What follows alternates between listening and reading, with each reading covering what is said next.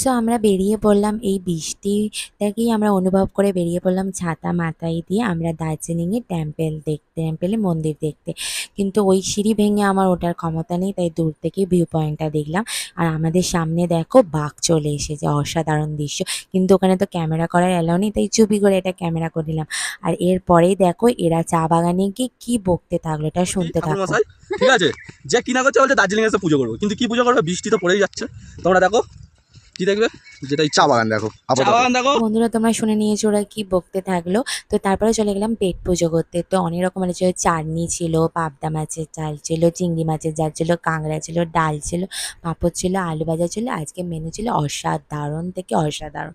আর মেনুগুলো ছিল just tasty না, মানে কি বলবো। তো আমরা এখানে খেতে বসে গেলাম, আর দেরি করলাম না, কারণ প্রচণ্ড টায়ার্ড হয়ে গেছে। এখানে সবাই মিলে খেতে বসে গেলাম এনজয় করতে করতে। তো চলো টাটা, বাই বাই, আবার দেখা হবে।